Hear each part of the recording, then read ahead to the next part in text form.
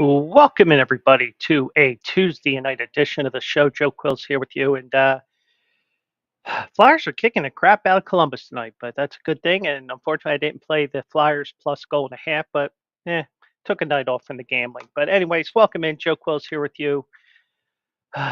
Fun night here. Had the day off today. Got some things done after I woke up way too late, um, but we're having fun here on this Tuesday night here, and we're going 9 to 11 tonight. Well, as long as we have enough.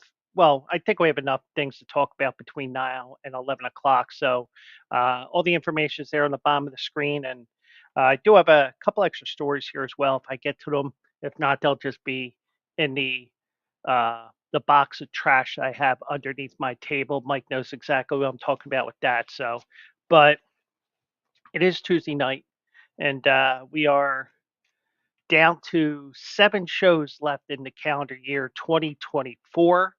As I made the announcement last night, I am going to be taking a break over Christmas week at least for this show. There will still be an also eligible on the 21st. There'll be one on the 28th. If I can work it out, there'll be one the day after Christmas, a special Santa Anita opening day edition. But in terms of um, the Joe Quill show, we have 7 more shows until the end of the year. So taking advantage of the time that I have off from my real job that I get to relax a little bit and catch up on a couple of things. Uh, so uh, I mentioned that yesterday, and also just to let you guys know, I did not uh, upload last night's show through Spreaker to um, onto so be distributed to wherever you listen to podcasts. The reason why I didn't is because the one thing I did was I know we have this problem with me and Mike when he comes in here on Mondays, and I might have messed around with some of the settings on the computer that he uses, which is my alternate computer.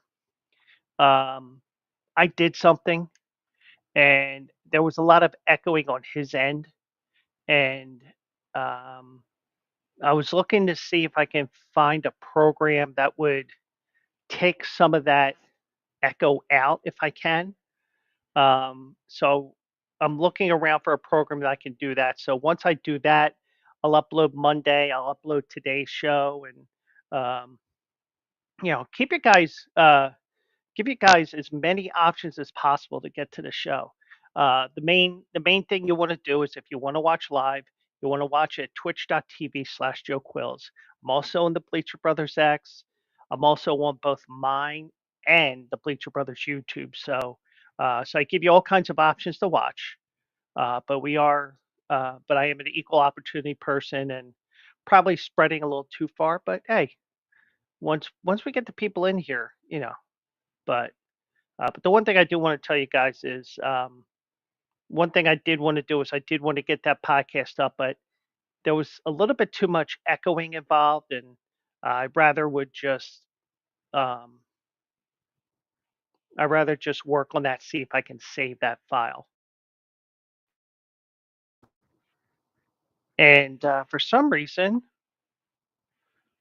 yeah, that was weird. But let me just double check one thing here. Okay, so what happened was, um, let me double check this here. Audio output.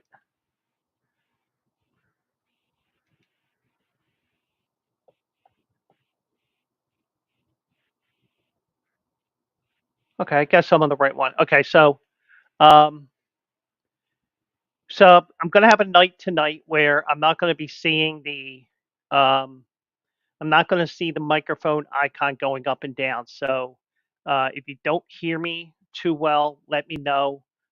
We will get this. I'll try to help you out as much as I can. But it's just for whatever reason, um,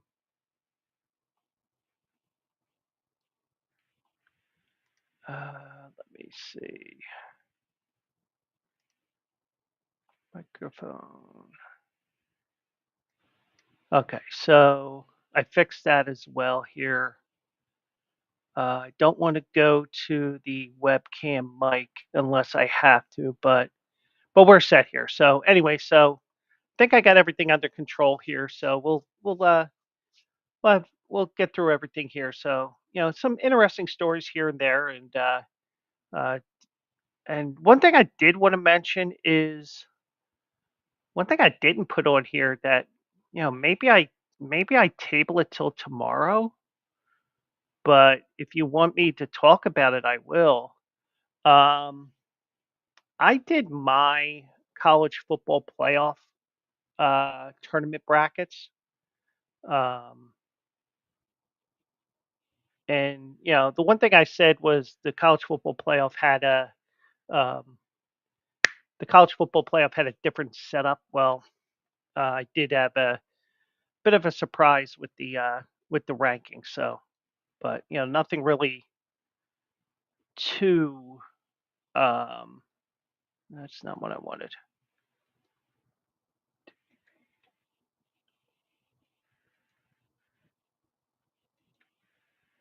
Looking for something on here, I can't find it. Yeah. Anyway, so let's get to it here on this Tuesday night. And well, the Yankees did make a deal today. They signed Max Fried to an 8-year deal worth over 8 years for $218 million. And of course, a ton of money, but he's definitely earned the right to be one of the top left-handed pitchers in the game. Well, the top left-handed pitcher in the game in terms of salary. Um, Now, of course, it's pending a physical, which he'll probably pass easily. It's the 12th contract of at least $100 million that the Yankees have given out in franchise history, breaking a tie with the Dodgers for most by any team. And uh, Dodgers are up there. I'm sure the Phillies are up there.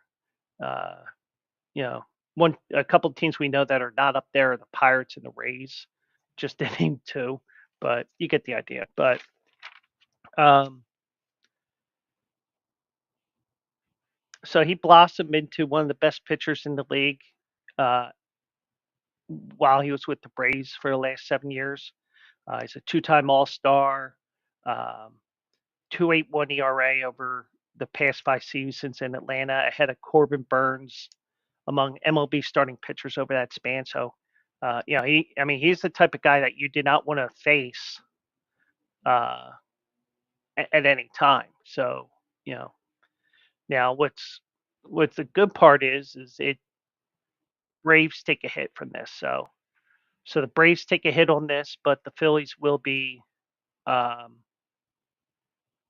the Phillies will be, uh, you know, the Phillies signed Jordan Romano, not that big of a deal, but I mentioned it, but I'm not going to get into the story too much because it is a little bit of an outdated story, but you get the idea. So, um,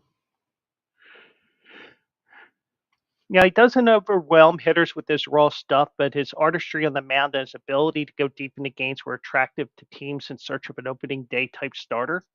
So obviously, he was a pitcher that was drawing some interest, and he drew interest from obviously the Yankees because he signed him, but the Red Sox, the Blue Jays, and the Texas Rangers were all in the mix here. 2 days, and the Yankees made the move 2 days after, as we all know, Juan Soto went across town to the Mets. Um, uh, he joins one of the deepest rotations in baseball that already has Garrett Cole, Carlos Rodon, Luis Heel, Clark Schmidt, Nestor Cortez, and Marcus Stroman. So the rich are getting richer in terms of pitching, but like that video I shared yesterday of Ariel Epstein. The one thing I did say was you do have, you know, you know, it's nice that you have a superstar player, but fill in all the needs that you really have with that money that you would have spent on him. And you know, I agree with her, and and that's the one thing the Phillies are in right now, where you're not into you're not into getting another superstar player, even though it's nice to have one. You have the superstar players. It's about getting those pieces that you need that aren't necessarily the superstar players that will be what you want. Like the Phillies need an outfielder. You need a guy that will get base hits, get on base. Not necessarily hit home runs, but single, maybe steal a base now and then, that sort of thing. And also the bullpen, which they got a piece yesterday. So, but with the Yankees, this deal exceeds the contract for David Price, who signed for the Red Sox for 217 million in 2015. Price and Clayton Kershaw are the only other left-handed pitchers to receive $200 million contracts. So it is a rarity that left-handed pitchers get these type of deals, or pitchers in general, but especially left-handed ones. But um, one thing I didn't realize is even though he came up through the Braves system, he wasn't drafted by the Braves. Um,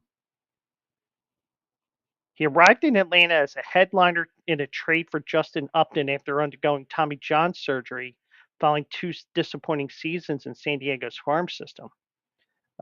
So, you know, and he's and it's going to be interesting what happens with the Braves now, because they do have the guys that can hit, but you do have a couple of key injuries. Um, the guy that tore his knee, Acuna, blew out his knee. Uh, Spencer Strider underwent Tommy John surgery again. You had some major injuries on the Braves side, but they still made the playoffs. But you know, be interesting what they do, because it just seemed like once the contract reached a certain level, Braves said, we're out." And the Braves, I mean, their farm system, from what I remember, isn't all that great right now. But you never know. You could end up with some good pitchers that you don't realize. Um,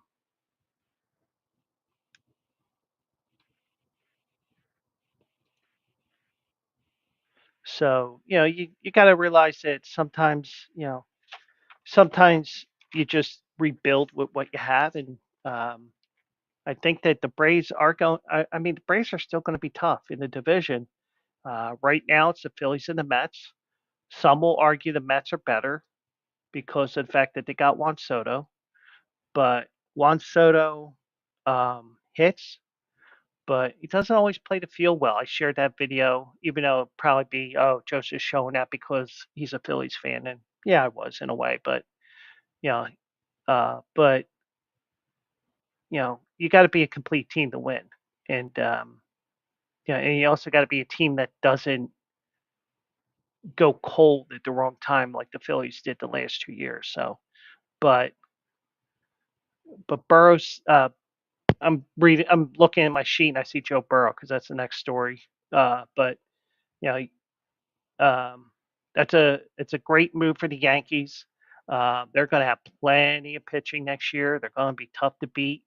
And they also still have Aaron Judge, who's going to hit a ton of homers. You're just not going to have Juan Soto in the lineup with him anymore, but you still have enough to win. But you also need more pieces. So, and sometimes you do have to see what those other pieces are going to be before you can make that run, because you don't want to do what the Dallas Cowboys did, where it's like, oh, we'll do fine without the guys. Well, you didn't sign anybody to replace them. That's why you're 5-8. That's why you lost to Cincinnati in that goofy way you lost last night.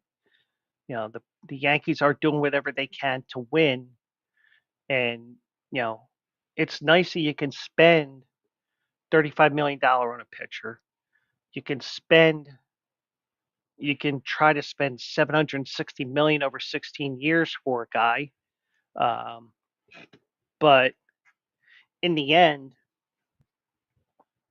it's about smartly spending your money and also building from within as well, because you can you know you can be like the what the Phillies owner said, John Middleton. He said, "We're going to spend stupid money." Well, stupid money doesn't get you anything. Now, the way he defines stupid money may be different from what people may think when they hear that statement, but you got to be smart. And I think the Yankees know what they're doing. And I tried to start some trouble on Sunday, believe it or not. Uh, I was like, I know a couple of Yankee fans, and I said, "Is this a fireable offense?" It was Aaron Boone in Philly on the field at the link in his Eagles gear. So I was like, "Is this a fireable offense?" And they said, "Yeah." I said, "Well, what if I told you he had his formative childhood years in the city of Philadelphia because his father, Bob Boone, was a catcher for the 1980 World Series champions?" It's not, but good move there for the Yankees, and trying to keep track of everything um, when it comes to Major League Baseball here. I see Nathan Eovaldi is back with the Rangers on a 3-year deal. Not going to detail that too much. I did see the Nationals also won the draft lottery. The Angels will pick number two. Um,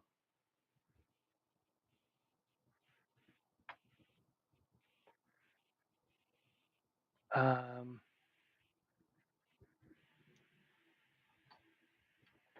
but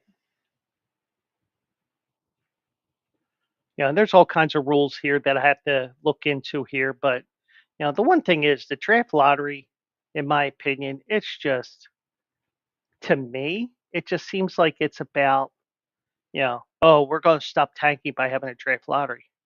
Well, the thing is, the draft lottery really doesn't work in baseball. I don't think it will work like it does in the NHL and the NBA, because guess what? If you think about it, it usually takes a year or two before you get to the major leagues if you're a top player. And there have been number one draft picks that have been duds. But you could argue that there's number one picks in hockey and NBA that also been duds. But the way that the NBA and NHL is set up, if you're a number one pick, you're set up to play right away. Whereas baseball, you know, going directly from college to Major League Baseball is rare and unto itself. I think there's only like three or four players that did it, and one of them was Pete Incaviglia, former Philly legend from the '93 team. Uh, Paul Skeen probably could have been straight from college, but they wanted to see what he was like in the minors first, and they said, okay, well, we can't keep him in the minors any longer. We got to bring him up. So, but and also if you're watching after the fact, feel free to chime in. If you're watching live, chime in. I do have my comment board uh, open here, so if you want to chime in, feel free to do so. Also, um, you know, and also after the fact, don't be afraid to chime in. I'll try to find it, especially if it's on YouTube, especially if it's my YouTube, because I'll get the alerts on that. So, but feel free to chime in. I don't bite unless the ladies want me to. Uh, there we go with the bad jokes already. So, yeah. Um, so we'll see. We'll see what happens with everything that's going on in free agency, and maybe with Juan Soto signing now, we'll have some more movement, because last year, especially the Scott Boras his players, they didn't get into camp until after spring training started or right around that time. I mean, look at Blake Snell. Apparently, I thought he dropped Scott Boras. He did not. And if you heard me say that a couple weeks ago, I apologize because I did some work on that because I know I did say it in a chat room one night, you know, but I guarantee you, Blake Snell at the start of free agency said, "Don't make me sit through the March again. Get me signed right away. I don't care what the money is." And that's probably what happened. And he's an LA Dodger now. But um, but I'll keep an eye on that for you. And if there's anything that's worth mentioning that's mind blowing or worth mentioning, like I could mention Jordan Romano, but the one thing is, okay, he's a closer, probably going to be the closer for Phillies, even though the Phillies don't like to use the term closer. They like to mix things up a little bit. You know, he'd probably be the de facto closer because sometimes they go with whoever fits best with the lineup that's coming up in the next inning, that sort of thing. So, but but we are here on this Monday night here, Tuesday night, Monday. Well, surprised they didn't say it was Sunday because I was off today, but we are got 6 more shows after tonight here in the calendar year 2024. I gave you that information yesterday, and I gave it to you at the top of the show. So um, now, one guy who um, one guy who is was busy last night was Joe Burrow. He was down in Dallas for the game, and I hope I did see some highlights of the Simpsons game where they just made what happened on the Dallas game, the game Monday night, into um, Simpsons characters, and it's pretty interesting. But um, but this didn't come up on the Simpsons show because this happened in real life, and this happened again uh, in pro football. Bengals quarterback Joe Burrow's home was broken into during Monday night's game against the Cowboys in the latest home burglary of a pro athlete in the United States. So, I mean, it's the third, third NFL player that we know of, and there's a couple other players in other sports that had this happen as well. And you know, and the one thing I will say is, um, I said this before, and there's nothing you can do in terms of keeping the schedule secret because you do have to release the schedule. You got to have fans. Um, you got to have fans going, getting prepared for the season. There's many fans that have season tickets to pro football teams and also other sports. So it's not just like football you do that, um, but you do have that. And but but the thing is, you have an idea of when a football player is A, at the stadium, if it's a home game, or B, they're out of town, like, for example, like Joe Burrow was. And now, no one was injured in the break-in, and I don't know if he's engaged, married, whatever. So all it said was um, no one was injured, but the home was ransacked, according to the report provided by Hamilton County Sheriff's Office in Ohio. Deputies weren't immediately able to determine what items were stolen. A person employed by Burrow arrived at the Anderson Township home Monday night to find a shattered bedroom window and the home in disarray. Person called their mother, and then 911 was contacted, according to a report. Deputies reached out to neighbors in an attempt to piece together surveillance footage, which is commonplace now since everybody has cameras. It seems. I know the apartment that I'm in. I told you the time like last year when we had snow, you know, it went through my mind for about 5 seconds that, oh, maybe I'll throw a snowball and hit the third floor window because they're always banging. They're always they're always doing this or always doing that. They're blasting music, that sort of thing. Then you look around, there's a camera here, there's a camera there.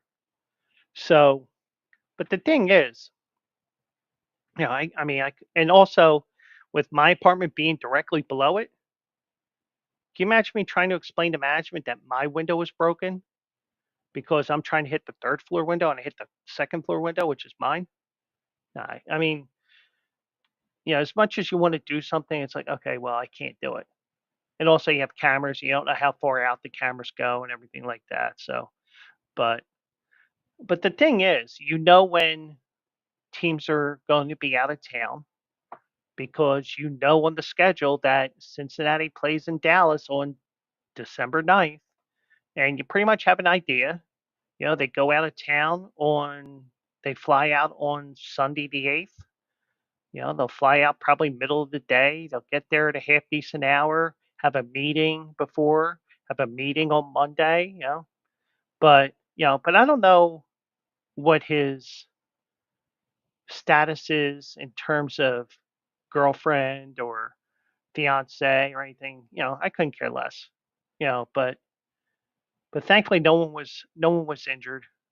Um, but this is an ongoing thing that's occurring lately, and you know, you just wonder, you know, how is this all, like how are they getting, like for example, Patrick Mahomes' address, Travis Kelsey's address. There's a couple NBA players that got clipped. Um, I'm just going to use that term clipped as in the house being broken into. You know, I mean, I just wonder. I mean, I'm sure it's just a simple Google search or whatever, or maybe it's something on the dark web. But but the thing is, if you think about it, it's not hard to say, hmm, this player's going to be out of town. We know where he lives. And, the way that they say in this article, they do have, I mean, it's more than just let's find out where it is and let's do our thing, because um, these burglaries are by organized and skilled groups. Um, it says in this article, some of the burglary groups have conducted extensive surveillance on targets, including attempted home deliveries and posing as ground maintenance or joggers in the neighborhood. So, and also because, the one thing is you'll find out if you go there.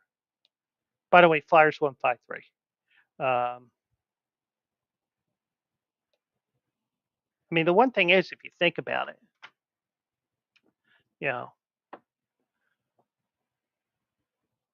I mean, you could see that, oh, they have a ring door camera, they have this, they have that, you have all these different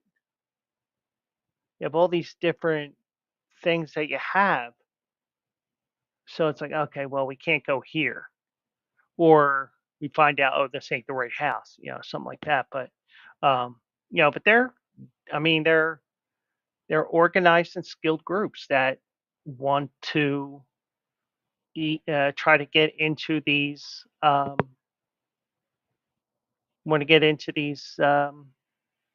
houses and get something on there, whether it's you know jewelry, money, whatever they can get their hands on. But now the NFL and NBA did issue security alerts to players about these break-ins, urging them to take additional precautions to secure their homes. And the thing is, you don't know. You could be going on a road game and your family's there. You know, you could have, you know, your your girlfriend, wife, whatever that you're living with, oh, they're still in the house with the kids or whatever.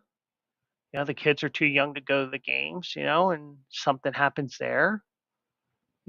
I mean, what you do is you prepare for the very worst, you know, and you're told to, they.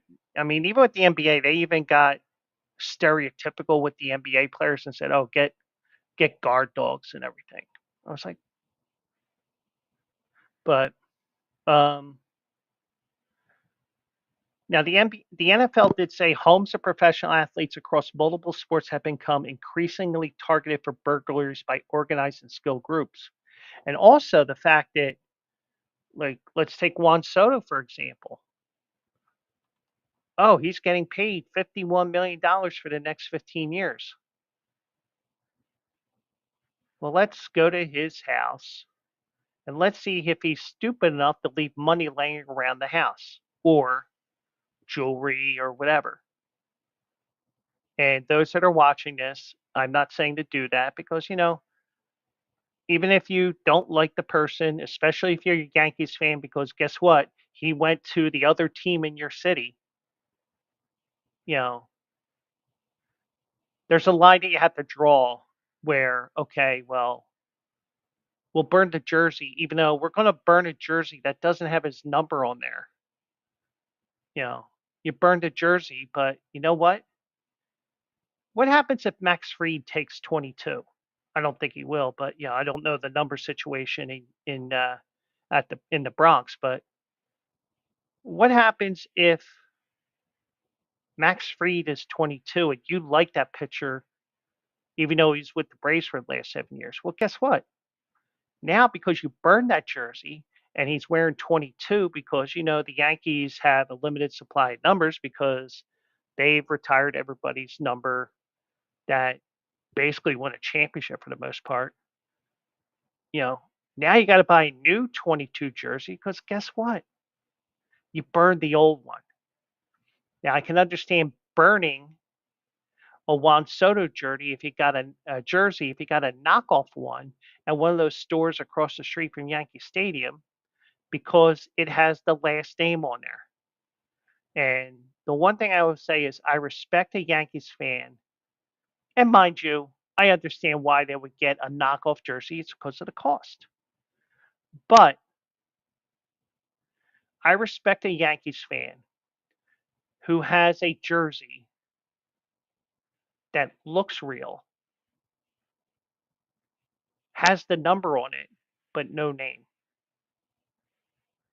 I respect that.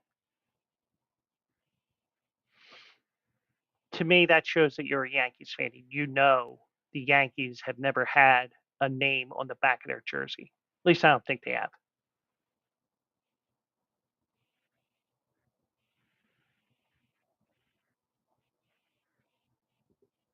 But the NBA also revealed that the FBI has connected some burglaries to transnational South American theft groups that are reportedly well organized, sophisticated rings that incorporate advanced techniques and technologies, including pre-surveillance, drones, and signal jamming devices. Well, don't let Trump hear that because he'll be saying, "Oh, we got to deport these motherfuckers." I mean, I'm not talking politics here, but if this happened with Trump already in office, he'd be saying, "Well, go after these guys, but not go after these guys."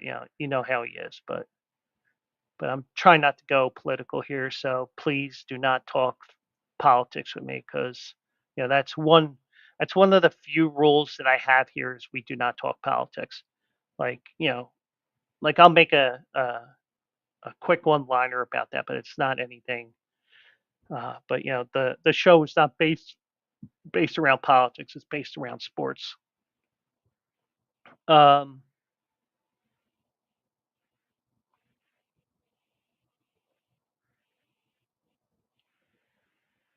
but I mean, but if you think about it, these players have a right to privacy. And yeah, you know that they're going to have some things in there that you're going to want to steal, but you have to be smart with everything. And, and I just think that sometimes you just don't realize, I think after the fact, you'll realize, like, oh, that delivery guy the other day, could that have been something if something were to happen? But it seems like that. I mean, they do have a plan. They go to a first floor window or like a second floor window if the first floor is, low ceilings and stuff like that. Something they can access, but you got a whole bunch of things going on here, and thankfully nobody was hurt. But this is an ongoing thing that's occurring, and I even cringe when I see, you know, um, like they showed Nick Castellanos' house. Um, I think it was on the Inquirer website. It's like, now he's got to worry about things with everything that's going on. So, but I think you realize that it's not, you shouldn't necessarily do something like this. So, we you know this is something that I hope that they do break this situation, and we you may see something. You may hear a couple more guys have their houses broken into, because guess what? You can plan this out, because you can say, hey, you know, like for example, the Eagles play in Washington D.C. on the 22nd. Hmm. They'll be back in town about 4 o'clock in the morning, because that's, or depending on the time of the game. They'll be back X amount of time, and they'll be leaving on Saturday, and oh, I got a day to do this, and we're going to do it at night, and blah blah blah. And I'm thinking as a guy who would never do anything like this, but it's all planned out, as we mentioned here, and it's much more than just go to the house, get their things to go. I mean, they're using uh, grounds maintenance, home deliveries, drones. I mean, they know what they're doing, and hopefully they do get these guys, because guess what? It's not a it's sad that this is happening. Um, I mean, I can see being jealous that someone makes millions upon millions of dollars more than you do because they play a game, but it is a sad thing that this is happening again and again. But you know, but this is something that did pop up again today when I was looking for stories earlier today. So hopefully everything, thankfully everybody that we know of is okay. Nobody gets, we can crack this case, so to speak. Um, yeah, I got no. I mean, of course, we got two bummer stories in a row here, and I do apologize for that, because I'm of the firm belief that you go one good story, one bad story. If you're going to have bad stories, like I learned that from Preston and Steve when they do their bizarre files. You have a funny, good bizarre file story, and you have a bad, uh, you have a horrible story. But got a second story here, which is a bummer, and that is Hall of Famer Ryne Sandberg. Uh, he announced today on Instagram that his cancer has returned and spread to other organs, which is not a good thing. Um, so he's going to be facing more intensive treatment. He was first diagnosed with prostate cancer in December 2023. He declared himself cancer free following August after months of treatment. Um, it made the news today more stunning. And we criticize Ryne Sandberg here in Philadelphia for being a horrible manager. Um, a guy who quit on the team when things weren't going right. But um, just the fact that just the human being side of this, you don't wish this on anybody. And you know what they say, fuck cancer. You know, fuck cancer. And whether it's your whether it's a family member or a guy that many Chicago fans idolized when they were growing up playing baseball, I think we can all agree and say fuck cancer. So um, he said, I think this was on Instagram today. Yeah, on Instagram. He said, unfortunately, we recently learned that cancer has relapsed and has spread to other organs. This means I'm back for more intensive treatment.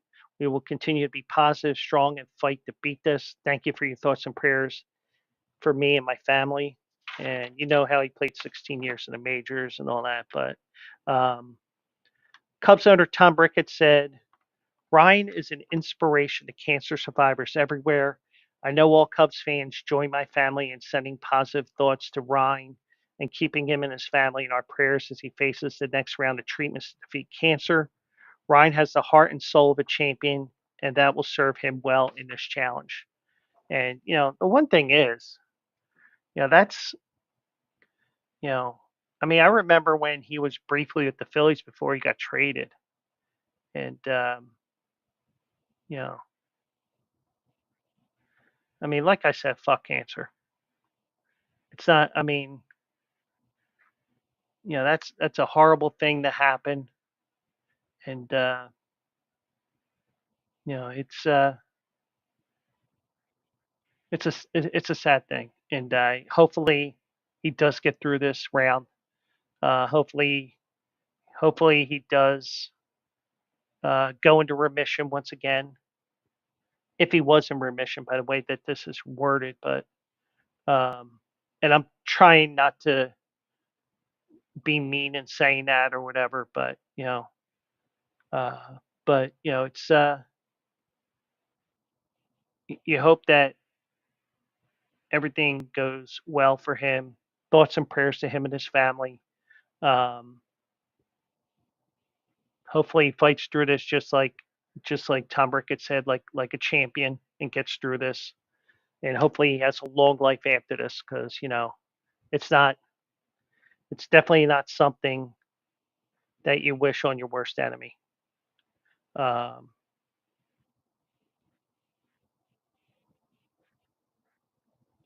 Forgive me, I'm just checking my phone here. Um, so yeah, thoughts and prayers to Ryne Sandberg, and fuck cancer. I think we can agree when we say that. Fuck cancer. So yeah, I don't know. I mean, I don't know how to segue out of that. Um, but I mean, I guess hug a family member. Hopefully he does get through this okay. Um, I'm just peeking at things right now, and I apologize. And sometimes sometimes I have my phone near me, sometimes I don't. Sometimes I'm good with not looking at my phone.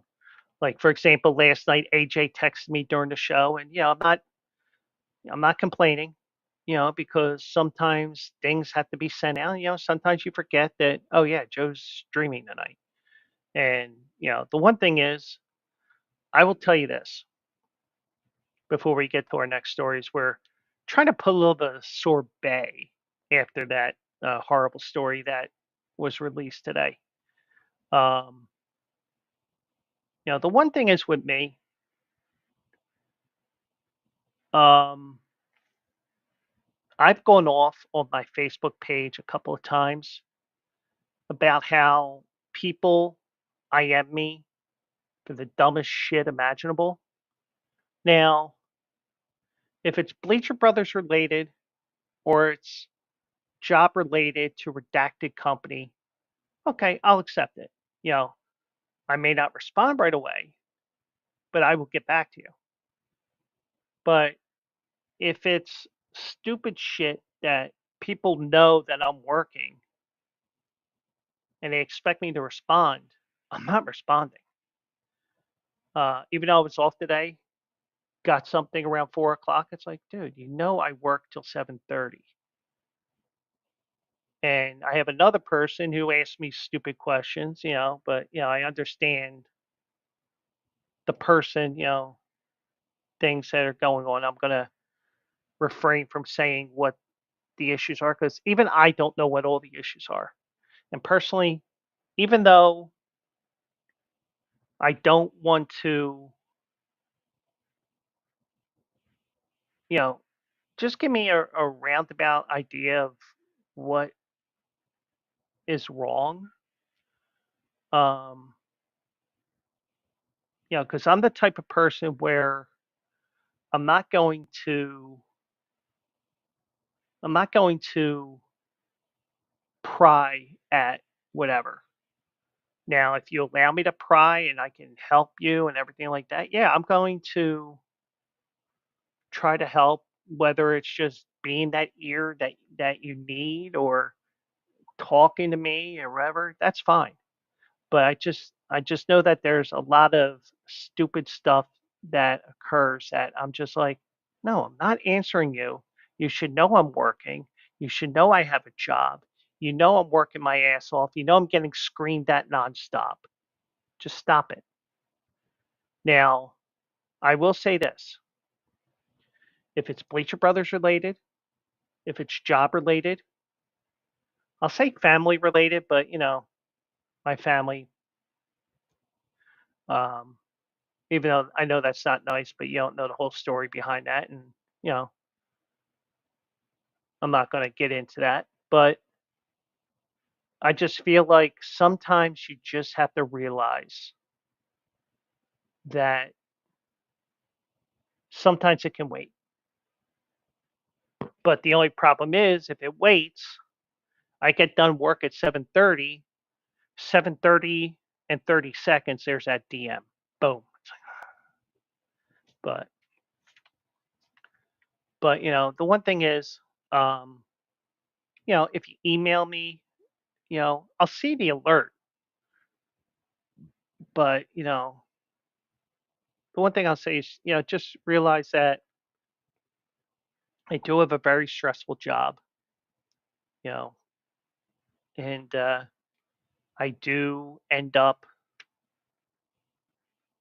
it does drive me nuts when certain people do end up DMing me for no reason whatsoever. But that's just me. But I mean, I don't even know why I brought up. I was trying to put a little sort of bait all this because last thing I want to talk about is somebody having cancer, especially somebody like Ryne Sandberg, who's a Hall of Famer. Um, but continuing on here, I mentioned this here about Lane Kiffin. You said the crammed college calendar is a dumb system. Now, if I just said Lane Kiffin calls college a dumb system, college football or however you would do, you would think it's something else. You would think that would be the playoff selection process, which he was bashing left and right as well. But a lot of what you see, and when you dug into this article that I found, it makes sense. Now, I understand why,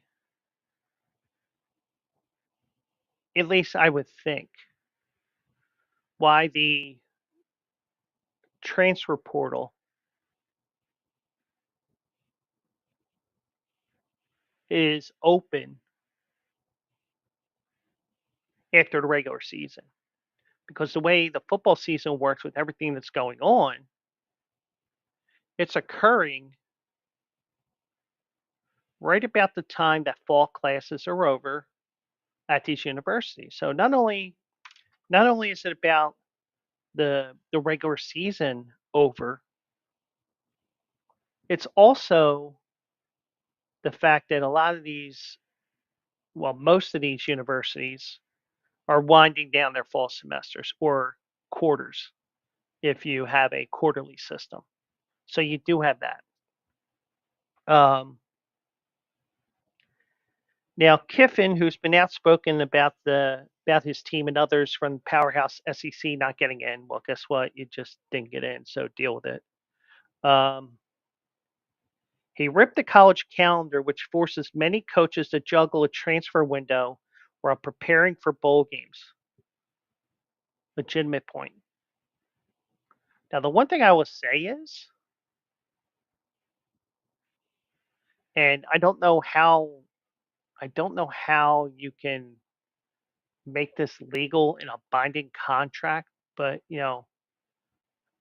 with Bill Belichick allegedly going to North Carolina, um, you're looking at all different things here.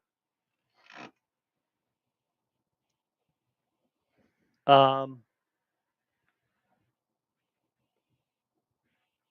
but the way that everything is worked out here, especially this year, now like last week they had to squeeze National Signing Day into a week of preparation for conference championship games. Then you have this week where the transfer portal opens up. There's a lot of stuff going on here that, in a way, is fair to complain about. I I get it, and but the one thing I would say is, at least my opinion, oh, you remember that, you're going to go into the transfer portal or you're going to opt out of that bowl game so you can go pro. Well, you know that scholarship that we gave you and all that? Well, you have to pay us back for the tuition, the room and board, books, all that stuff. Pay us back because you defaulted on it. You violated, you know, and I'm sure if you really wrote it into these scholarships and contracts, if you want to call them contracts, you could do that. That'll keep players with playing in these bowl games if you really wanted to worry about the bowl games. But they don't care about the bowl games anymore. And me as a bettor that occasionally wants to play one of these games, I end up saying, well, you end up getting duped more times than not because guess what? You don't realize that 10 of their starters opted out unless you really know Southeast Bumblefuck State and Fifth and Chapip College playing each other. You know, I mean, the big names but the smaller ones you don't know. You won't know who's playing in the New Orleans Bowl and who's not until you pull everything up. And a lot of people don't. Some people just say, "Oh, football game. Who's playing? I'll take that team." A lot of people do that. But but Lane Kiffin does have a point here that it's not only do you have not only are you squeezing National Signing Day in, preparing for conference championship games, even though he didn't have a team that was preparing for conference championship games.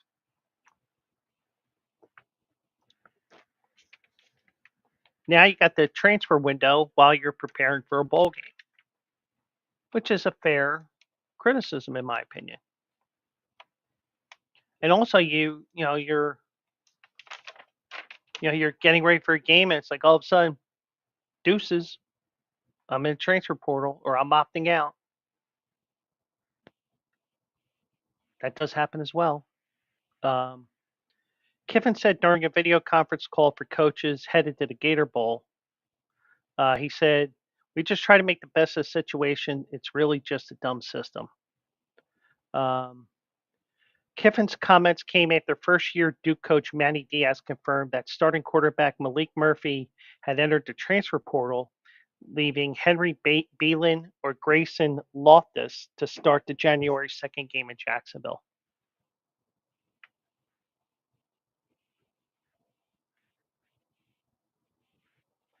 Now, I don't know what you can do because if you think about it, football is a year-round sport, even though you're only playing actual competition for 4 months. Because you do have the spring practices, you go through that, and then you go through getting ready for the season and a ramp up to the season in the summer. Um, but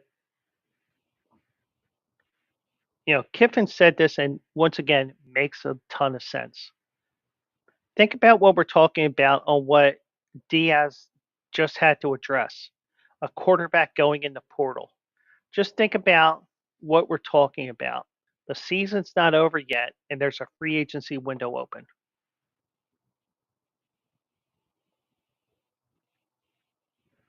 Well said.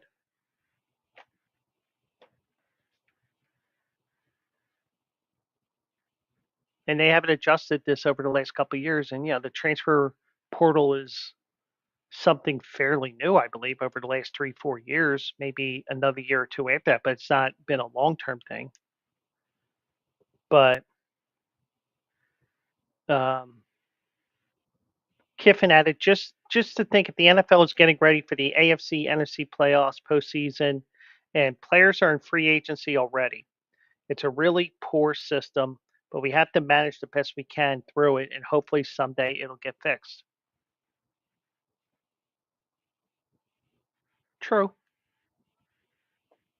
I think the tough part is they tried to do the transfer portal at a time frame where players are, or student athletes, as what you should be calling them, even though some people will question that. You question if maybe, I mean, the only reason why I can say is because the fall semester quarter is over or winding down.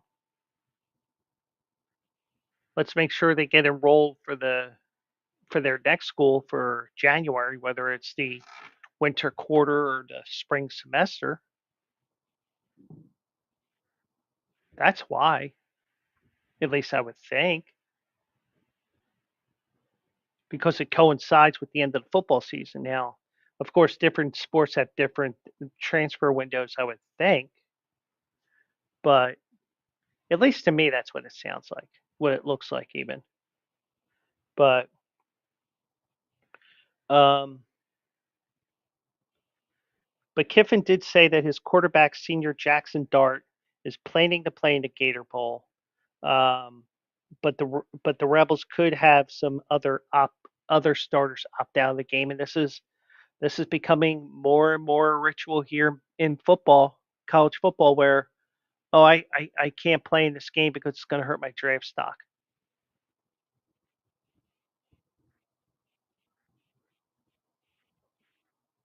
And the worst part about it is these schools have nothing that they can do about it. The only thing I could suggest, and I don't know how legal it would be, unless you write something in these contracts, opting out of your scholarship before going pro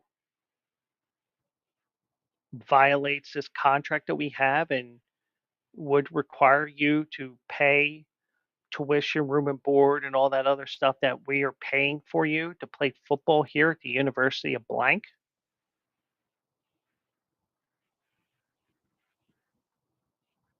At least that's my opinion.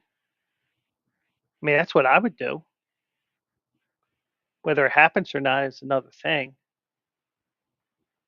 And I'm sure you'll get into a bunch of cases where the student athletes will say, well, I have that right to transfer. Well, we're also paying you, because the one thing I will say is, and feel free to say that I'm wrong. I don't mind it as long as it's done in an intellectual manner. Because one thing I'm trying to do is not only am I trying to entertain a little bit and all this and talk to you guys, but also trying to,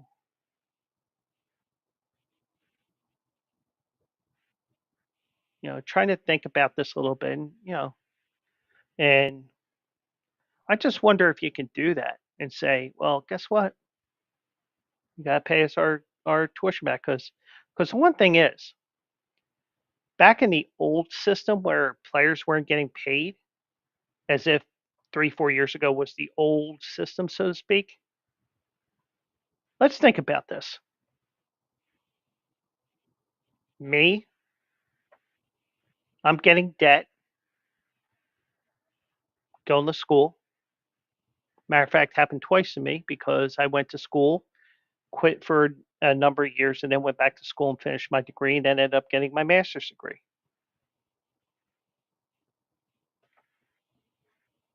Now, in my case,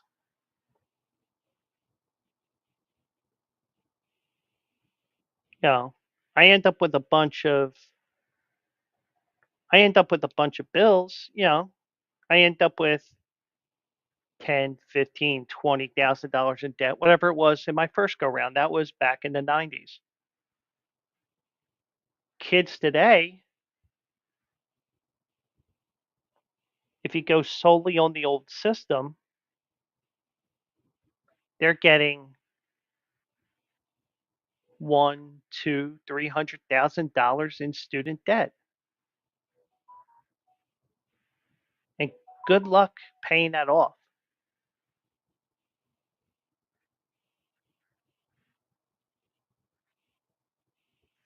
because you end up going into a field that you realize, oh, I'm not making good money in this thing, and you end up going not using your degree. And I'm sure if I was, I'm sure people will be saying, well, you have a sport management degree, you didn't use it. Well, I'm kind of using it now so I can build a foundation. But yeah, I mean, I understand that argument too.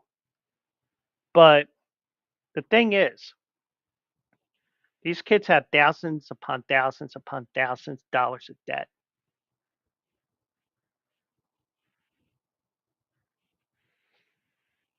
If you're a student athlete that, let's look at the old system where you weren't getting any money, but you were getting room and board, you're getting tuition paid, you're getting your books paid.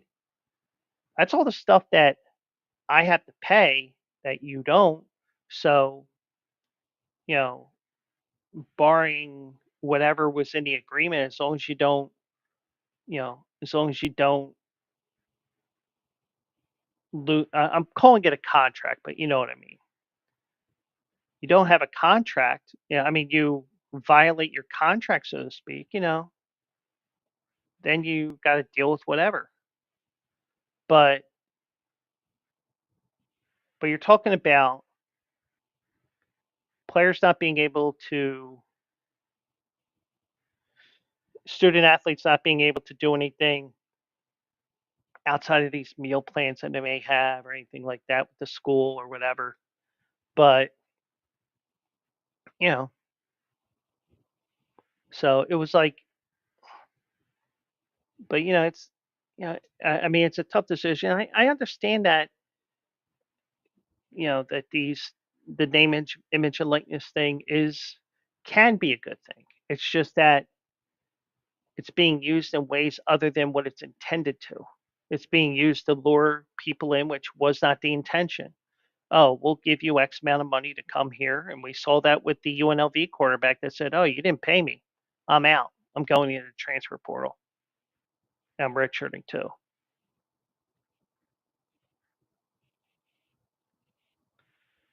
But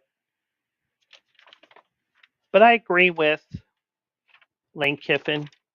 The schedule's horrible, no matter how you look at it.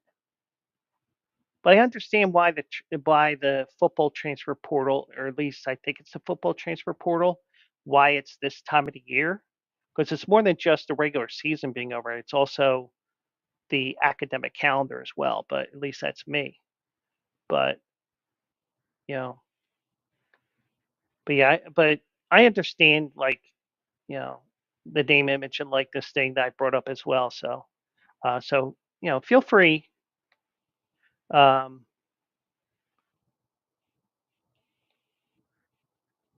this year will be it'd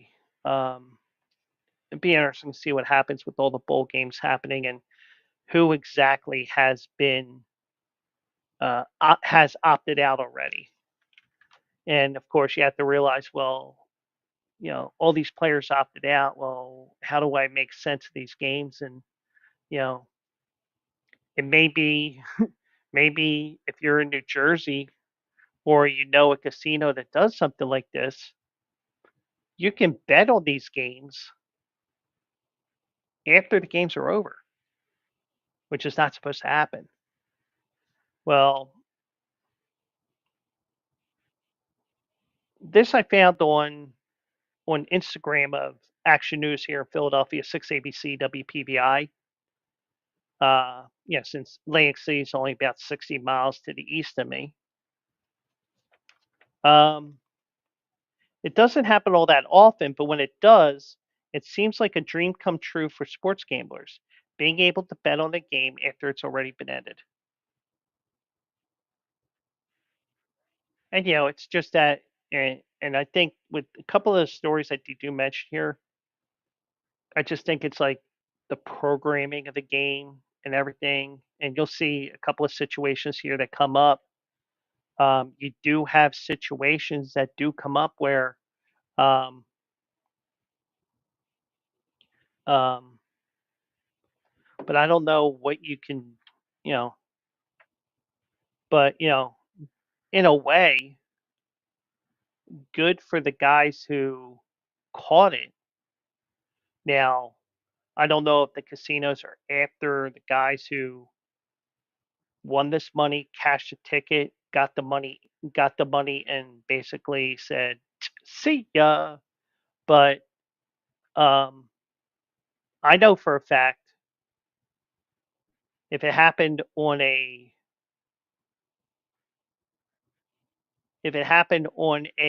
online platform, as long as you don't withdraw the money, they can adjust accordingly, and they can say, "Well, guess what? That was after the game was over. You knew it. You're getting your bet refund back," which happened in a couple of cases here, but you're not getting the money that you think you won. Um, so this happened again in Atlantic City, according to 6ABC, where a sportsbook had been fined for taking $25,000 worth of bets on college basketball and hockey games and boxing matches after they were over. Now, mind you, this is something that occurred uh, in 2022 and 2023, mostly. So you do have that. Now, the New Jersey Division of Gaming Enforcement fined William Hill Sportsbook $20,000 for bets it wrongly took in 2022 and 2023. Now, I don't know how they found out about this. Uh, I don't think it's mentioned on here, but it's interesting to find out what happened here. Now, the company voided most of the bets after discovering the errors, but others had already been paid out to customers. So now I had a situation like this once back when Parks was Philadelphia Park. I mean, this was probably late 90s, early 2000s. Um, I went there because I wanted to play the Dubai World Cup. I was like, well, I'll play this race, then I'll play some parks, and then I'll head home. Well, the races in Dubai got postponed, and I got stuck playing the first two races at Woodbine. And I think Woodbine pushed up their post an hour because of, well, we don't have Dubai. Let's move this up. Let's do this, blah, blah, blah. Well, because of a glitch in the computer system, when the races went off at Woodbine, the tote did not shut down at Parks, aka Philadelphia Park at the time. So I hit the winner in the first race and I hit the double, and the double paid like $200. They had to refund my money. And I was not happy, but I was like, well, oh, well, I hit that double. And guy looks at the ticket and he said, yeah, you hit the double. So let me get somebody, like calm down, blah, blah, blah. And they explained what happened. And back then you had to pay to get into Philadelphia Park. So they gave me a stack of tickets like this to make up for the fact that they fucked up. Now, I could have just said, "Ah, fuck your tickets." I was like, but you know, they tried to do what they could to make up for it, but it just seems like in this case there really isn't nothing other they could do is than just, well, you're screwed. You get your money back, and that's it. But but William Hill, which is actually a UK book, they operate retail sports books in Atlantic City at Caesars, Harrah's, and Tropicana. Uh, the casino's parent company, Caesars Entertainment, did not respond to messages seeking comment over the last couple of days. Now, according to documents from the Enforcement Division, on February 23rd and 24th of 22, it took 42 bets via in person kiosks on 12 college football games after the results were already known. William Hill paid over $5,000 to customers on 6 bets before it became aware of the error. The remainder of the bets were voided, and the customers' initial wagers were returned to them. So somehow this got through. And the thing is, there is in-game wagering, and it's even more popular online because you can just go click, click, done, click, click, amount, done. But it's a little harder because you need a kiosk, and you need to put your card in or verify yourself and shit like that. But like for example, when I use uh, the self-serve machine at Live Casino in South Philly, I gotta verify myself. Boom. Um, Now, William Hill blamed the error on a sportsbook content supplier, London-based OpenBet, which did not immediately respond to a request for comment. So there is, it seems like, and I know this from going to the betting summit last year at the Meadowlands. It's just so much, all these different things that they do, and you supply the customer the book to make your wagers, but we need someone to facilitate the information to the customers, and that's basically that's why you're seeing this ripple effect here, because you have William Hill, and then you have OpenBet, and then you have something else, and you have the company that makes the monitors, even that sort of thing. So now similar errors allowed illegal bets on 2 boxing matches, and you'll see a pattern here with these two. William Hill took bets on a Chris Congo Sebastian Formella boxing match that had advertised to start at noon. However, the match began at 11:15 and concluded at 11:55. On April 15th of 23, William Hill took bets on the Denzel Bentley Kieran Smith fight, that as well after it closed. The company listed the fight as a noon time start. It began at 11:55 a.m. and ended just 45 seconds later with a knockout. So even though in a way William Hill isn't would it would be the actual,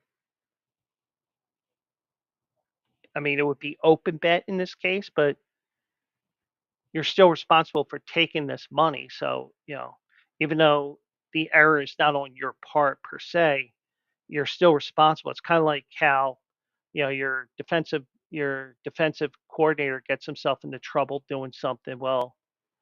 You know, why is the head coach getting fired? Because he's responsible for his assistants. You know, that sort of thing. Even though it's, I mean, you get the idea. I hope. Um,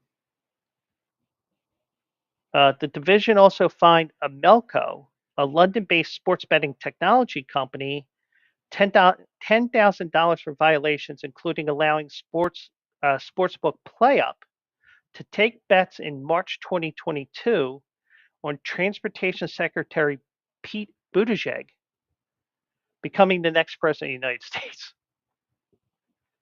Although recent court decisions allowed presidential betting in last month's election, it was not allowed at the time the bet was made.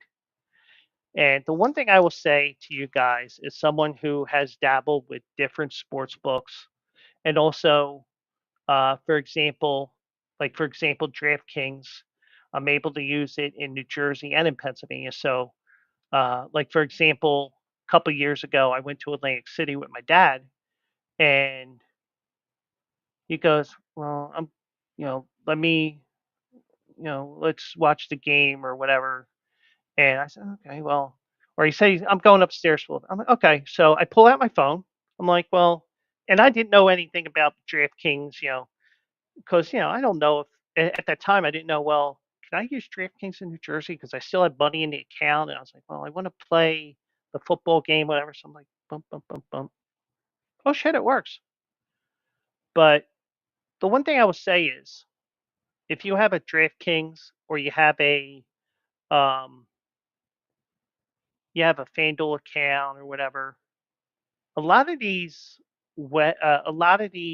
apps, they change on you because they'll see that you're no longer in Pennsylvania where I am and you're in New Jersey. So, we got to change things up here for you. So, and every state has different rules. Um, like, for example, some states you can bet, for example, on a college player getting X amount of yards rushing or X amount of yards receiving or number of receptions or number of passing yards, those props. But in some states, you can bet on them. In some states, you cannot. And the one thing I would say is you just have to do a little extra homework to see why certain states you can't do certain things. Like, for example, in the state of New Jersey, you cannot bet on New Jersey college teams or college games that are taking place in the state of New Jersey in one of the casinos, or if you're on an app that can be used in the state of New Jersey. And the reason why I say that is, um, where is it here? Um, Pickup also accepted two bets worth nearly $700 on Seton Hall University basketball game on January 18th of 2023. It's a state violation because you cannot bet on Seton Hall and those other New Jersey Division One schools because they are in the state of New Jersey and the bet's being played in New Jersey. So you can't bet within your own state on one of those schools. But going back to um, the Buttigieg bet, um, Melco told the division that its own trading team failed to recognize the U.S. election as an event that was not authorized to be bet upon. Yeah, because you can go in other countries or go offshore with your wagers and say, I want to bet $5 on Pete Buttigieg to be the next president. Boom.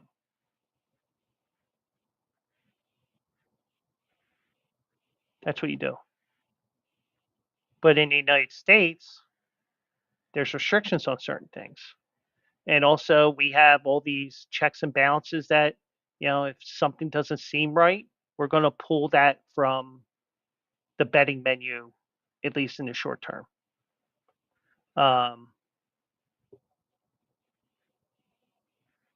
but it's not the first time that this has happened that betting the sportsbooks have taken wagers on teams that have not won games, um, or games that were over.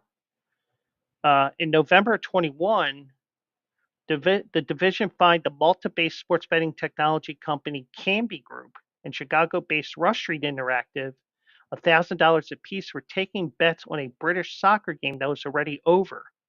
And in September, it fined Bet365 $33,000 for taking bets on already completed basketball, golf, and mixed martial arts events. So it does happen from time to time. Um, but if you but if you're one of those bettors that see that and you try to do that at a casino or a sports book, because if you do it online, they're just going to say, "Oh, let's look at the timestamp and when did the game end." Well, you're getting your money back. Fuck you. But if you're smart enough, you can, and quick enough, you can do that. But these these these sports books will catch it, and they'll try to do it with as minimal of a loss as possible. So you'll see that here. Um, so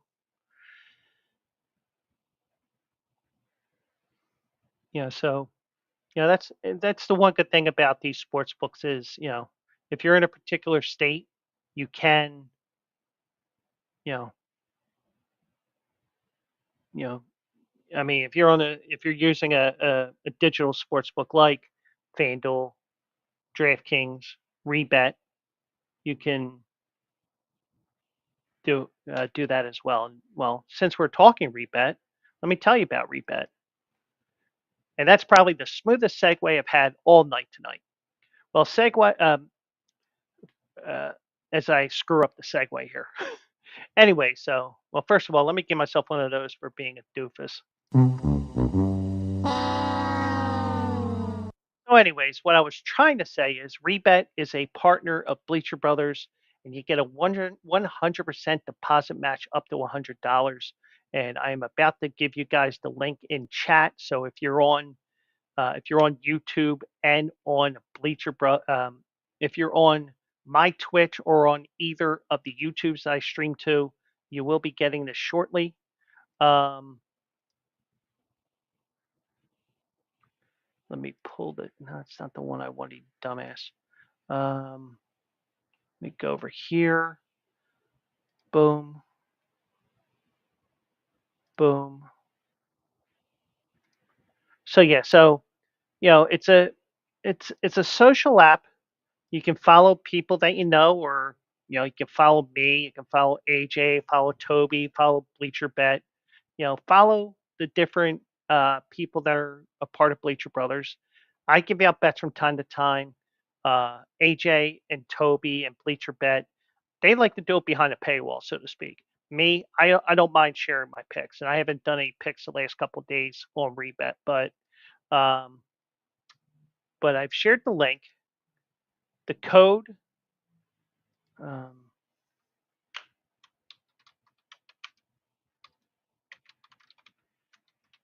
and the code is Bleacher, BLEACHER. Get a 100% deposit match up to $100, and you can follow me, follow Toby, Chef Tom's on there. A few other guys are on there. I think Stephen Luker's on there as well. We make bets from time to time. When I'm actually trying to, we'll, well, at least me, the way I do it, I'll share them on Instagram to try to get you guys to join Rebet. And if you're doing it tonight while the show's going on, or you were watching the show and you see it, let me know so I can get credit for it. So it's 100% match up to $100. And also, the one great thing is you can have a head to head wager with somebody. So let's say you saw that I took the Flyers. Let's say I took the Flyers at uh, minus 1.5 goals. You're like, oh no, Columbus is going to win this. I'm going head to head with you. Rebet will facilitate that bet And let's say that you loved Columbus tonight. Well, rebet will facilitate the bet. They don't take anything out, and at the end of the bet, it'll give the money to the winner, which would have been me because the Flyers did win tonight. And and then you go on your way. But it's another neat feature rebate. You can have head-to-head wagers versus another person, or you can just see how they're doing with their wagers. Me, I think I'm like up to 51 wins. I don't know what the win-loss record is, but I don't keep track of it as I do my Philly fade, which has been on fire the last couple of weeks. So, but 100% match up to $100 rebet. The link is in the chat, and SJ is here as well. Welcome in. The neighborhood has gone, but she saw that we have 6 more shows after tonight in calendar year 2024. So I did share that in her Discord. So back to me. So, so yeah, so um, I don't know. I don't know where I was going with that, but I guess that's what happens when SJ shows up. I'm like, da, da, da. But um, uh, yeah. So not sure if SJ. I might have said some things. I might not have said it to her, but just to let her know, since I don't think if I don't, uh, let's try this again. Take three. Three, two, one. I do not think SJ watched last night's show. Now, she might have been lurking all night, and that's the thing. I don't mind lurkers, if you're female and you're cute and you want to stalk me, go right ahead as well. Uh, but seriously, um, you know, yeah, yeah, that's fine. You know, if if my voice does do it to you, maybe I can put you to sleep, you know. And I don't mean that in a sexual way, so don't even go there. I'm not trying to be sexual with that comment. But, you know, no, that's fine. And I'm not floating that into chat here. I'm not floating that on the board like, like I floated in the hello thing. That I'll float in there. That other stuff that you're doing, I'm not floating. So don't worry about that. I'm not flying it in. So, um, but yeah, I like to have fun with that shake, joke around. But, um, it's but the one thing I did announce this last night, SJ. I made it official. Um, well, I guess you could have read the articles, read the post I had in your self promo section of your Discord. Uh, we're now down to 6 shows left until the end of the year for me. Got Wednesday and Thursday this week. I got my 4 days next week. Then, in regards to the Joe Quill show, I'm taking a week and a half off. I will be back on the 2nd. I'm still going to do the Philly fade, but I don't know how I'm going to do it. I think I'm just going to upload it to YouTube or whatever. So whatever I do with that, I'll just share it because I have been red fucking hot, 7-1 with last Thursday's picks, and I have made up this month already. This month already, I've made up 5.5 units. So I've made up 18 units in the last 6 weeks on my picks, and it has not been wise to fade my picks. So, but enough about that. But yeah, but the one thing is, uh, we'll have the two remaining shows tomorrow and Thursday. We'll have the 4 shows next week. In terms of the Joe Quill show, that's going to take a hiatus to the end of the year. And also, SJ will probably say it's a good idea to do so because of the whole Twitch analytics and things like that. That's the other reason why. But the one reason why is I have a week of vacation. I don't want to worry about doing shows on a holiday week, even though I'm sadistic enough to do shows on a holiday week if I really wanted to.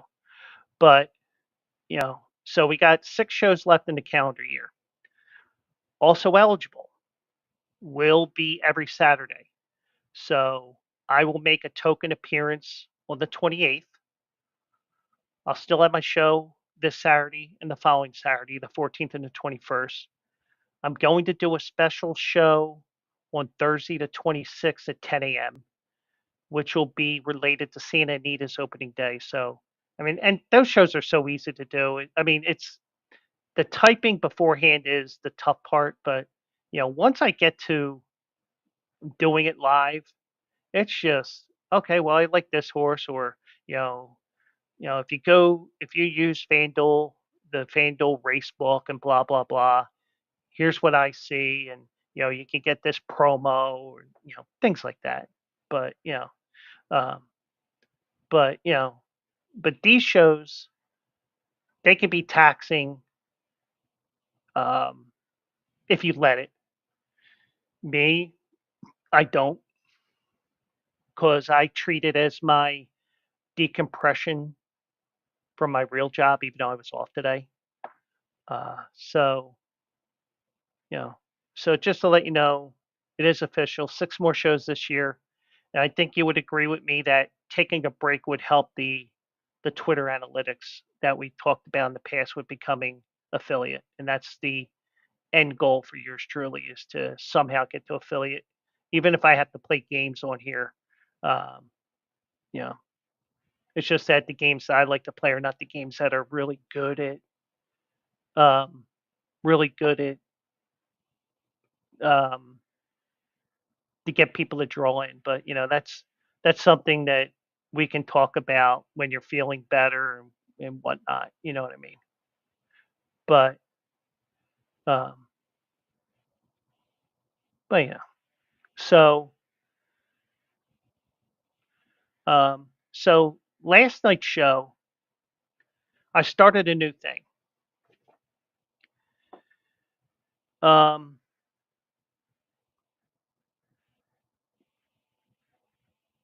from what you know from the Ohio State Michigan rivalry, and I'm going to get back into that in a second. Um, Ohio State refers to Michigan as the team up north. Well, I'm referring to I am referring to that team that the Eagles play this weekend is that team out west. Because one thing is, it's more of a rivalry for Pittsburgh than is the Eagles. The one time I was in Pittsburgh for a Phillies game, Phillies were playing the Pirates, and I had my Eagles jersey on because it was a Sunday afternoon and the Eagles were playing at the same time. I'm like, all right, I'm representing both teams. Fuck it. We're crossing a street. Eagles suck.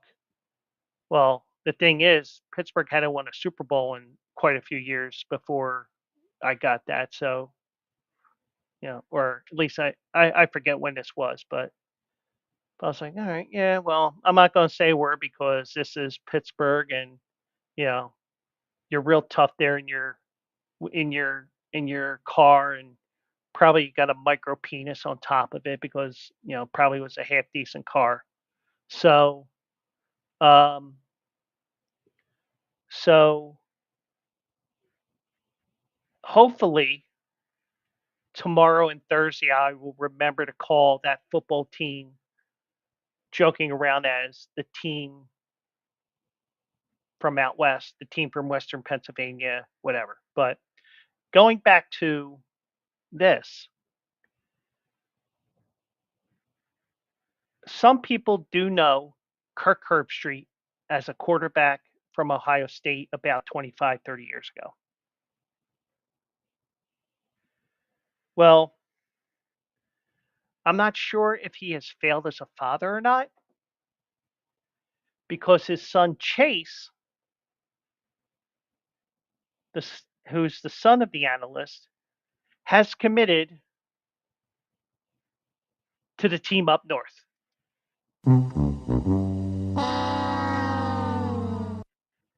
At least that's what he's probably thinking. Well, he's probably saying, just do what you can, get the scholarship, get the bag, whatever. Okay, I understand that. But, got a little joke around with this, but it is a little weird that the son of Kirk Herbstreit, who played for Ohio State, is going to Michigan.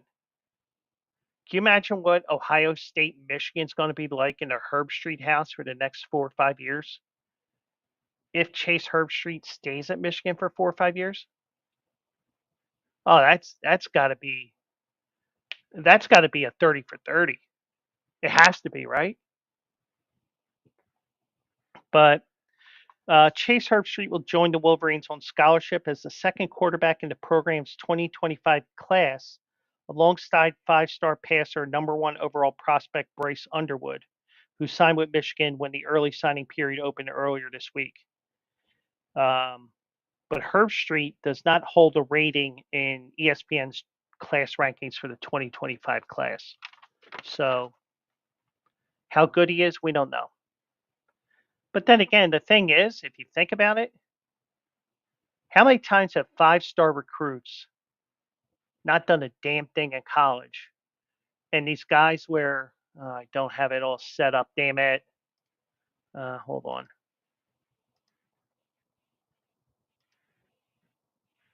Where you have many guys where you basically said, who the fuck is that guy? Ends up being your star quarterback. Well, actually, University of Indiana, you said this about every player on their team. Who the fuck is that guy? And they ended up being in the playoffs this year. So a lot of what's going on,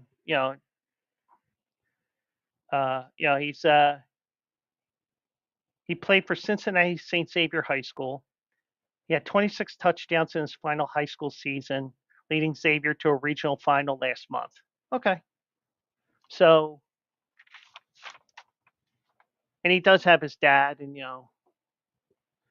now he's following the family lineage into college football. Kirk Herbstreit was a 4-year letterman at Ohio State from 89 to 93. The the younger Herbstreit's path into the Power Four football follows older brothers Ty and Jake, who each played as Clemson as walk-ons. Another one of Herbstreit's sons, Zach, is a walk-on tight end for Ohio State. He's in his fourth season with the program, though he had heart issues um, during his college career that hospitalized him. But Herbstreit, um, sons sons are some good football players, and they ended up going to different Power Four conferences throughout the country. Two at Clemson, one at Ohio State, and one for the school up north, aka Michigan. So, um, so let me just check one thing here before we call it a night here. Um, well, the Bucks are going to Vegas. Uh, yeah, nothing really worth mentioning right now. Um,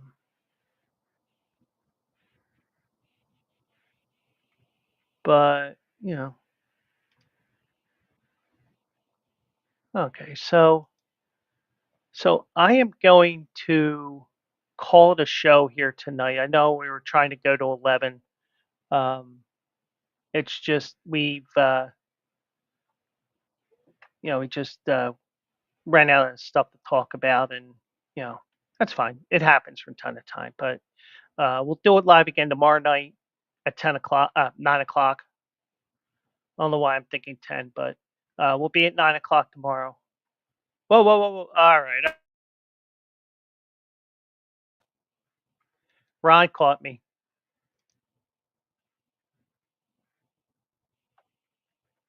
Okay, it wasn't that I wasn't doing it on purpose. It was just my stack of stories. Oh yeah, that's right. I do have one thing I do want to show you guys. Um, Me, we're going to talk about the college football playoff. And me personally, well, you're going to like this. So, um, I'm a proponent of a 16 team playoff. Now, my setup is for that is you have your 9 conference winners and you have your 7 at large bids. You just seed them 1 through 16, and there you go. You don't have anybody. You don't have the conference being the conference winners being the top 9 seeds automatically or anything like that. Unlike the playoff format that we have right now. I am also going to do something which is very controversial. I am bringing back the BCS format, and I can hear people yelling, "What the hell's wrong with you?" Well, being some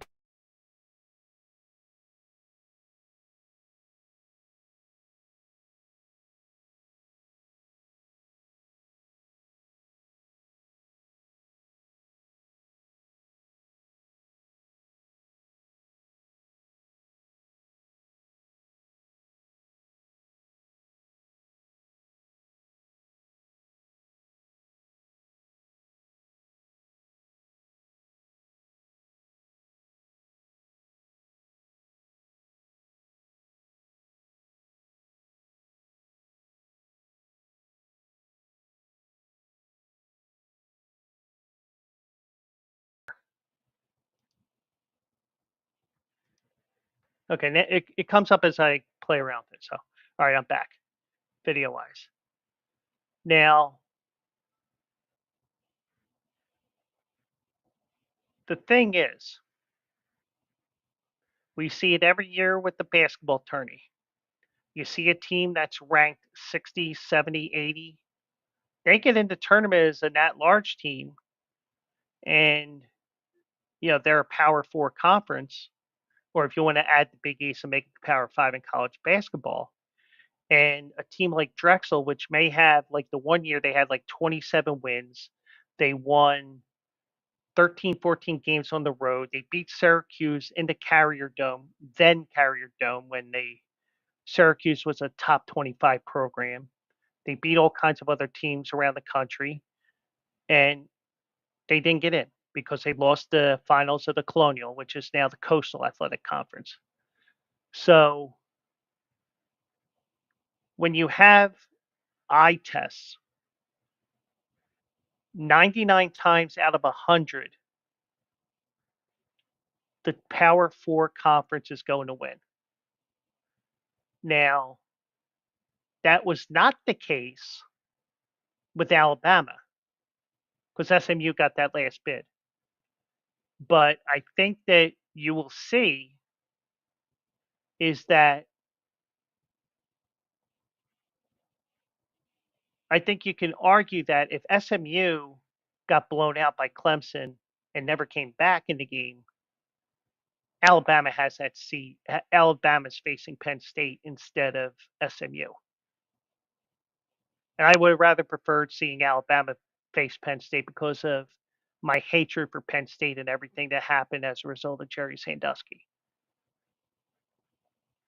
But I recognize that, yeah, they did get in. So, what I did today, and I'm going to share my screen in a moment. And I think I have enough filler here now that I can get things done here. So, um,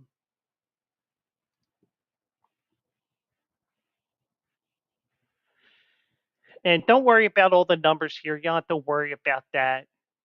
Just showing my work, kind of like what I had to do when I was in high school and college, when I was briefly a math major in college. Like for example, my freshman algebra teacher, which is part of the reason why I go by Quills there instead of my real last name, Quillen. Um, my fingers disappearing because of the virtual background. But, you know, My freshman algebra teacher, he gave you the answers, but it's like, show me how you get to this answer.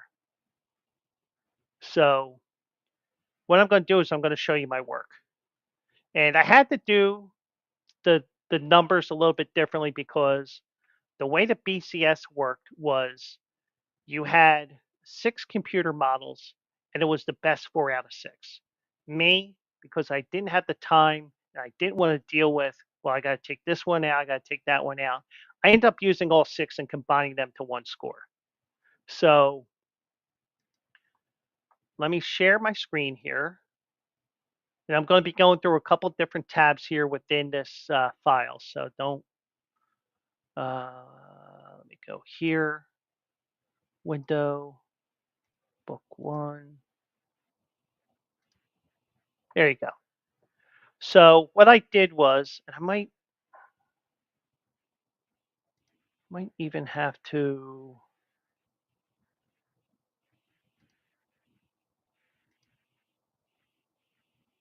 yes, I'll have to zoom in on this a little bit. So let me zoom in on the file itself.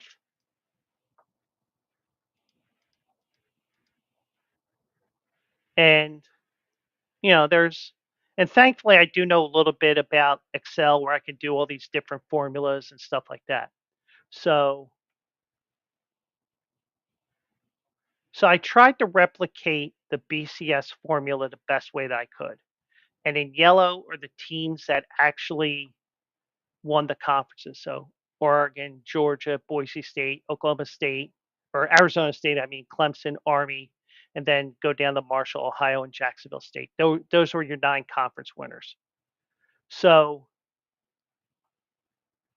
these were the total number of points that um, the teams got in the AP poll, what they got in the coaches poll. For example, Duke, they got no votes, so they're blank. Florida got nothing there. Baylor got nothing. Michigan got nothing in either poll, but they really look good on the computers there. So so that is everything in, all the stuff that I did. And I had to do like all the different formulas here. And I had to figure out, well, how did I get this?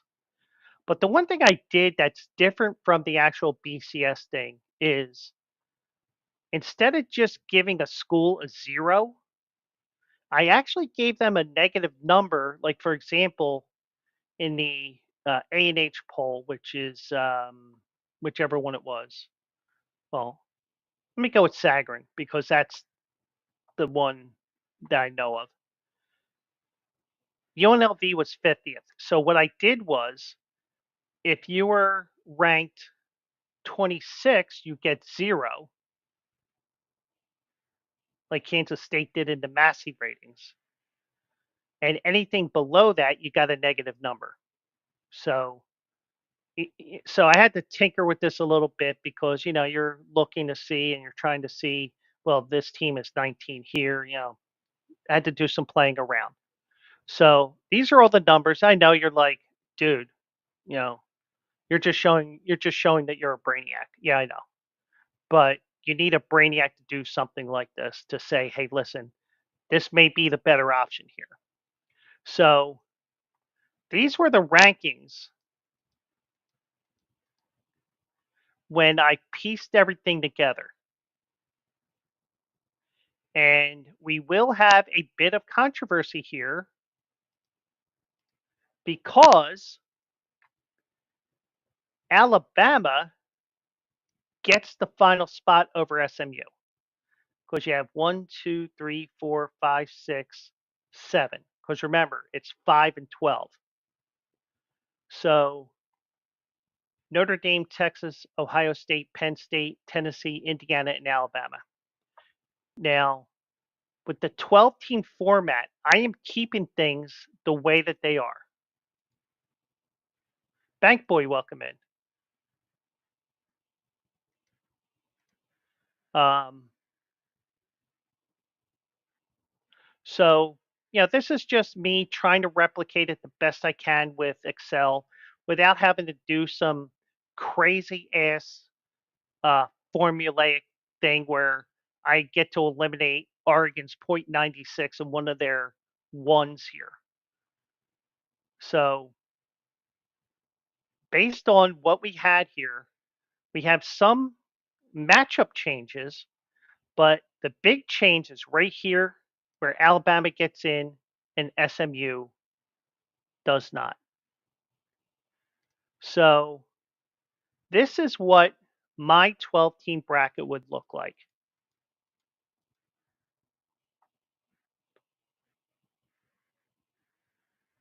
Your top four seeds are still the same: Oregon, Georgia, Boise State, and Arizona State. I will tell you right now, if Georgia does not have their starting quarterback for, I believe they're playing in the Sugar Bowl, even though this isn't the matchup is actually um,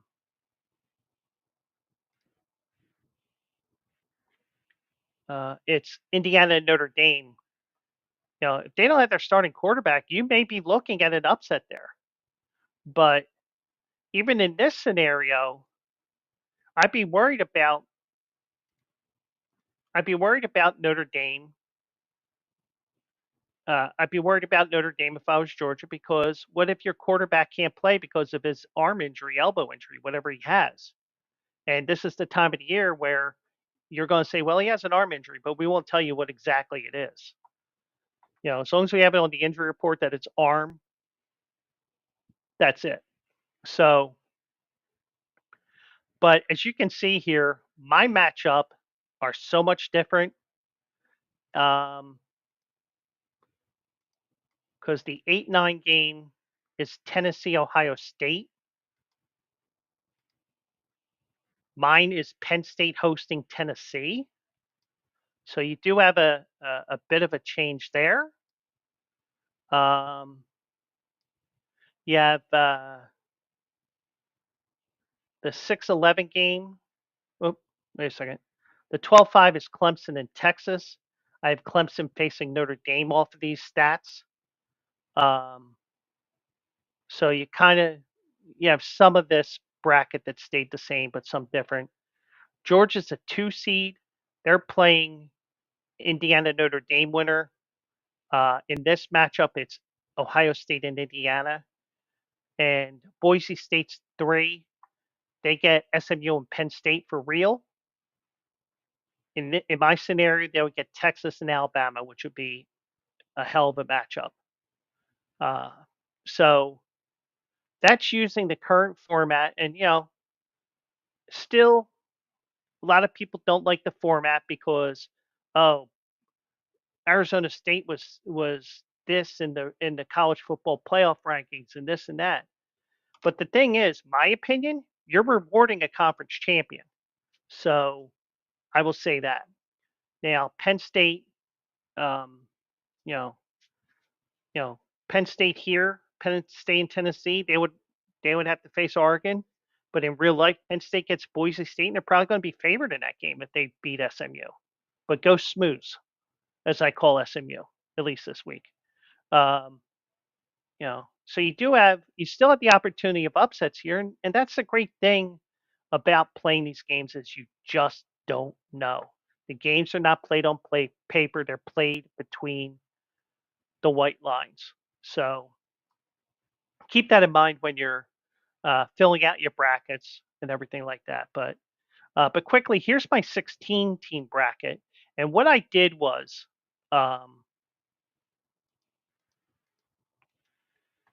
You had the 9 automatic bids, and you had the 7 at larges. So the 7 at larges stay the same. It's just that we're just seeding them 1 through 16.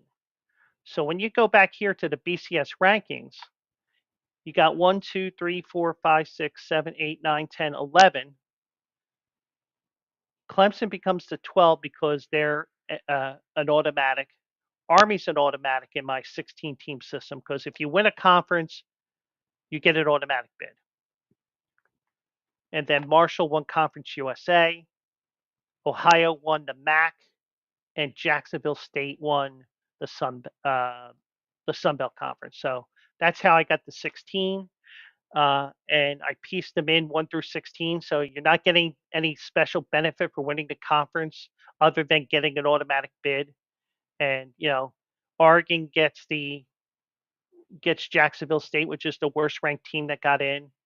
Indiana hosts Boise State, which would be interesting because now Boise State doesn't play a home game. Texas plays Army. Ohio State Clemson. Georgia plays Ohio. Tennessee plays Ohio State. Notre Dame Marshall and Penn State Alabama. That was the matchup I was hoping for in the real college football playoff.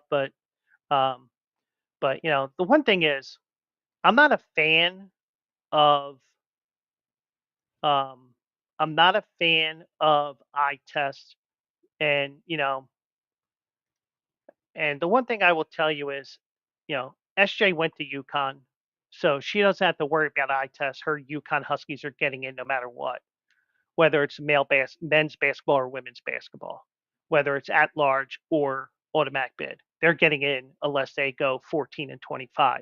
But even if they did do that, they may still get into the NCAA tournament, in my opinion. Um, but yeah, so SJ does agree with me about UConn um, not having any automatic bids. And just to let Ron know, Captain Ron, if he's still watching, um, you'll be able to start your show on YouTube and on Twitch because I'm streaming on my personal Twitch as opposed to Bleacher Brothers. Yeah, it's going to be fun. I mean, we're already discussing it now, and I think Ron has a headache now from me doing all that old BCS stuff.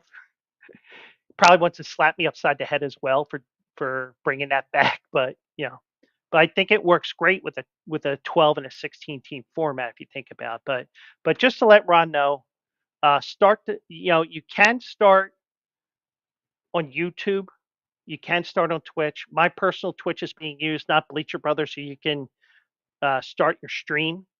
Um, we're able to run two streams at the same time on YouTube, so you can start yours. Because what I want to do is I want to raid into Bleacher Brothers, see if we get a couple of people to join the Bleacher Brothers page on Twitch. So that's my goal here tonight. So once I see that Bleacher Brothers is live here, we will raid them and we'll go through the name of the show is escaping me. College Football Anarchy. Yeah. So we're talking. He's talking college football as well. He is actually. Let me just double check here. Because what I try to do is I try to raid people I know. Uh, Bleacher Brothers just got the alert. So, ladies and gentlemen, those that are on Twitch with me, we're raiding over to Bleacher Brothers, and I think this is the first time that anybody's raided Bleacher Brothers um, for college football anarchy with Captain Ron. And give Bleacher Brothers a follow because once I get the Bleacher Brothers Twitch fixed, I can do my Saturday shows on there as well. So we're going to raid him, Captain Ron, over at Bleacher Brothers, and give Bleacher Brothers a follow because I will be on there on Saturday, hopefully. And do want to thank everybody for joining me on all the platforms. And you should be on Twitch because if you're on Twitch, you'll be getting to see College Football Anarchy on Twitch straight from me. So have a great night, everybody. Um, See you in the winner circle, and Captain Ron is next on Twitch. So have a great night, everybody.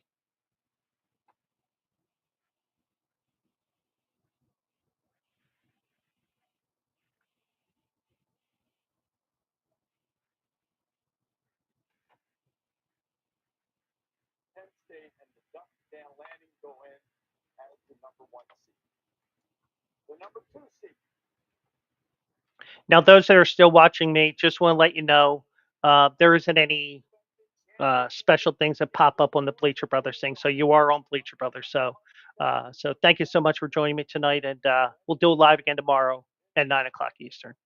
Good night, everybody.